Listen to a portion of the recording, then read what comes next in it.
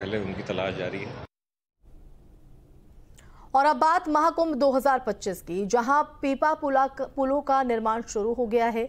मेले का आयोजन गंगा और यमुना के दोनों छोरों पर होता है। दोनों तरफ तंबुओं की नगरी बसती है और ऐसे में ये 30 पुल मेले में आवागमन के लिए वरदान साबित होते हैं और पूरे मेले को एक कर देते हैं। एक रिपोर्ट।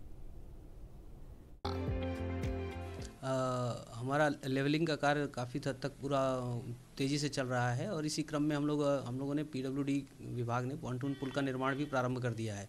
सभी पॉन्टून पुल का जो अलाइनमेंट है वो फ्रीज कर दिया गया है और इस पे कार्य भी शुरू हो गया है। जैसे ओल्ड जीटी का जो पॉन्टून पुल है, मोरी पे है, जो त्रिवेणी पे है, काली पे, सब पे काम शुरू हो चुका है। जनवरी 2025 से प्रयागराज के संगम तट पर शुरू होने जा रहे कुंभ मेले में पीपे के पुल बनाने का काम तेज़ी पकड़ रहा है धीरे धीरे। अब आप देखें यहाँ पर तमाम जो पीपे के पुल हैं वो बनाए जा रहे हैं। कुल 30 पीपे के पुल बनाए जाने हैं जो गंगा के इस पार से उस पार दूसरे छोर की तरफ जाएंगे। तो पीपे के जो पुल हैं आप देखें तो ये पीपे होते हैं जिस पर पीपे के ऊपर गार्डर लगाया जाता है। उसके बाद उन पीपों को यहाँ पर एक सीरीज़ में गार्डर के साथ यहाँ पर नदी में एक सीरीज़ में रखा जाता है और उनके ऊपर फिर इस तरह के ये लकड़ी के स्लीपर जो है बिछाए जाते हैं। उसके ऊपर ये पूरा जो यातायात है वो चलता है और ये इनके अंदर इतनी क्षमता होती है कि इसके ऊपर से भारी वाहन भी गुजरते हैं, ट्रक और तमाम जो मालवाहक जो वाहन होते हैं। देखना ये होगा कि जो डेडलाइन दी है सरकार ने और प्रशासन ने नवंबर के भीतर सभी 30 पीपे के पुल तैयार करने। हालांकि जिस तरह से गंगा का पानी देर से पीछे घटा है, गंगा में जो बाढ़ आई थी वो देर से पीछे गई, उसके चलते काम पहले से ही विलंब से चल रहा है। तो जो नई डेडलाइन है उसके मुताबिक ये पीपे के पुल तैयार होने हैं और उसके लिए जो काम है वो यहाँ पर ज़ोरों शोरों से चालू है। प्रयागराज से वीडियो जर्नलिस्ट विजेंद्र कुमार के साथ मानवेंद्र प्रताप सिंह, न्यूज़ स्टेट, उत्तर प्रदेश। तो प्रयागराज महाकुंभ को लेकर तैयारियां जोरों पर हैं। शहर को तो भव्य बनाया ही जा रहा है, साथ ही संगम पर उमड़ने वाले आस्था के सैलाब को देखते हुए अब गंगा नदी की दिशा बदलने का काम भी तेज हो चला है। श्रद्धालुओं को स्नान में कोई समस्या ना हो और क्षेत्रफल भी बढ़ जाए, इसके लिए गंगा नदी में उभरे टापुओं को ड्रेजिंग के जरिए समतल दिखाया जा रहा है।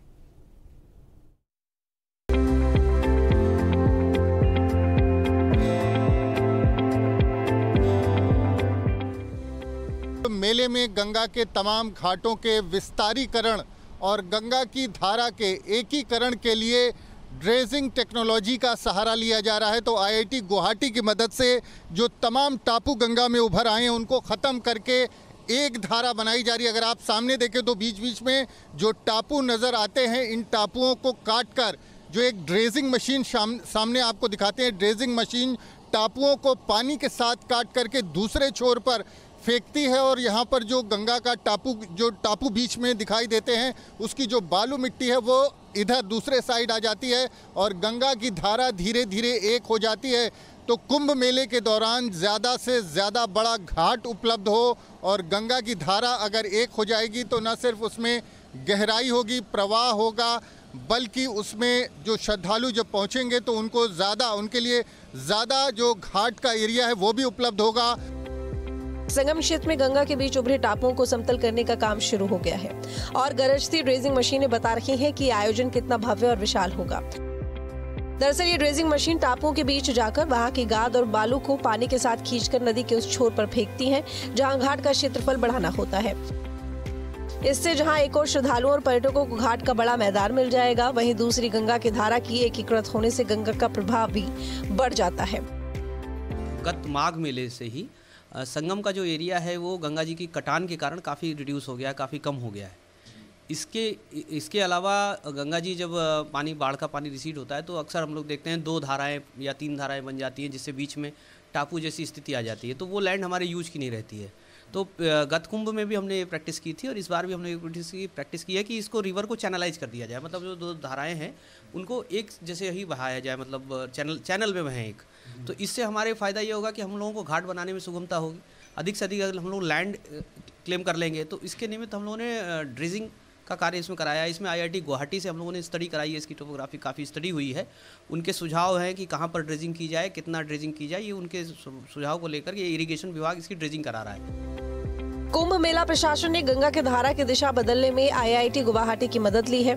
टीम ने यहां पहुंचकर सर्वे किया था, जिसके बाद गंगा में ड्रेजिंग करने का फैसला लिया गया।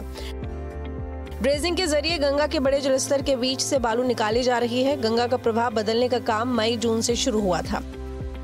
उस समय भी ड्रेजर से बालू निकालकर नई धारा बनाई गई थी। वर्तमान प्रवाह क्षेत्र से लगभग 200 मीटर दूर नए मार्ग पर गंगा का प्रवाह भी शुरू हो गया। सिंचाई विभाग के अनुसार 200 मीटर तक नया प्रवाह क्षेत्र विकसित होने से महाकुंभ में श्रद्धालुओं को गंगा में पर्याप्त जल मिलेगा।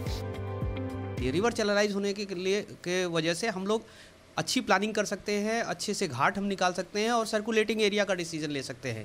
तो ये काफ़ी कारगर पद्धति है। हम लोग उम्मीद कर रहे हैं कि काफ़ी कारगर और काम भी हो रहा है और कर लेंगे इसको। गंगा में उभर आते हैं वो टापू समाप्त हो जाएंगे और धारा जो कई हिस्सों में बटी हुई दिखाई देती है, टापुओं के चलते वो धारा एक हो जाएगी।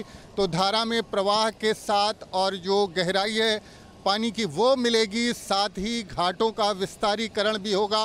तो IIT गुवाहाटी की मदद से इस बार जो है कुंभ 2025 के लिहाज से आप देखें तो ड्रेजिंग मशीन के द्वारा लगातार जो बीच बीच के टापू हैं उनको पानी के साथ काट करके दूसरे छोर पर फेंका जा रहा है। और जैसे जैसे पानी यहाँ पर पहुँच रहा है, देखिए पानी के साथ बालू और मिट्टी भी आ रही है और ये घाट धीरे धीरे जहाँ पर हम खड़े हैं ये घाट भी इसी ड्रेजिंग के द्वारा बना और धीरे धीरे ये चौड़ा हो रहा है। देश में ऐसे कम उदाहरण मिलेंगे जब किसी बड़ी नदी के प्रवाह को मोड़ा गया हो।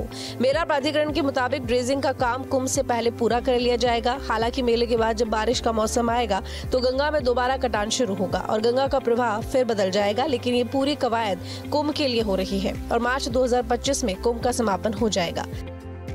तमाम घाटों के विस्तारीकरण के लिए प्रयागराज में संगम तट पर गंगा नदी पर ड्रेजिंग टेक्नोलॉजी का सहारा लिया जा रहा है। और जो प्रयागराज मेला प्राधिकरण के अधिकारी हैं वो कहते हैं नवंबर 2024 के अंत होते होते गंगा की धारा को जो है एकीकृत कर लिया जाएगा। एक धारा संगम तट पर मिलेगी और अधिक पहले से बड़ा घाट लोगों के स्नान के लिए उपलब्ध होगा।